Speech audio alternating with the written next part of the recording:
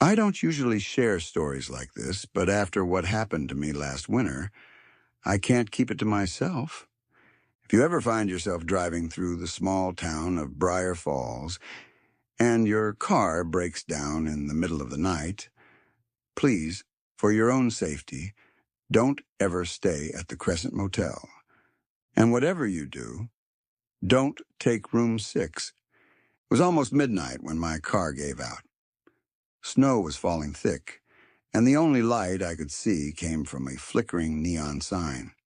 Crescent Motel. Vacancy. Inside the office, a tired-looking man sat behind the counter, his eyes barely lifted when I came in. I asked for a room, and he slid a set of keys across the counter. But when he saw which one I grabbed, his face drained of color. "Not that one," he whispered. "Take any other, but not room 6. I should have listened. But curiosity, it's a dangerous thing. The hallway to room 6 felt colder than the rest of the building. The key was warm in my hand, almost pulsing, like it had its own heartbeat. When I opened the door, the smell hit me first. Damp wood, mold, and something metallic, like rust. The room was plain: a bed, a dresser, a bathroom door slightly ajar. The TV in the corner flickered on by itself, nothing but static. I turned it off, telling myself the wiring was old. But then I noticed the clock on the nightstand. Its hands were frozen at exactly 3:07.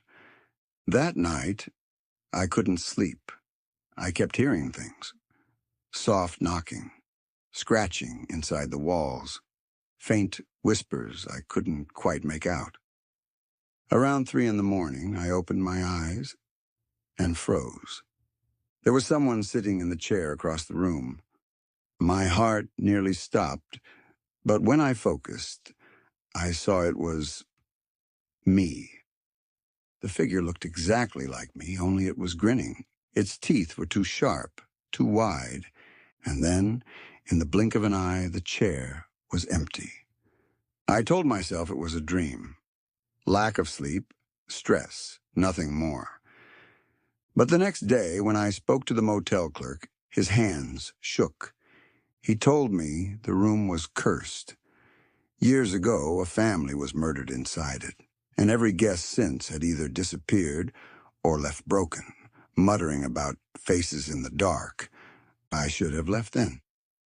But something pulled me back, a voice in my head telling me, one more night. So I stayed. The second night was worse. At 3:07, the TV came on again, but this time it wasn't static. It was me. On the screen, I saw myself lying in the bed, tossing and turning. And then, something else appeared in the frame. A shadow. Tall, faceless, leaning over me. I looked around the room in panic, but nothing was there. When I looked back at the screen, the shadow turned its head. It was staring straight at me. I tried to leave. The door wouldn't open. The window looked out not onto the parking lot, but into pitch-black nothingness. That's when the whispers started. Louder now, chanting my name. The walls bulged as if something was pressing from the other side. The mirror above the dresser cracked, and I saw faces, dozens of them. Pale, screaming, mouths open wide. One of the faces was my own. The last thing I remember was the lights flickering, the sound of footsteps approaching from behind me, and a cold hand touching my shoulder. I woke up in my car at dawn, parked miles away from the motel. My keys were in the ignition. My suitcase was in the back seat. No sign I had ever checked in. When I tried to drive back to find it, there was nothing there. Just an empty lot. No motel. No neon sign. People say there's no such place as the Crescent Motel. But I know what I saw.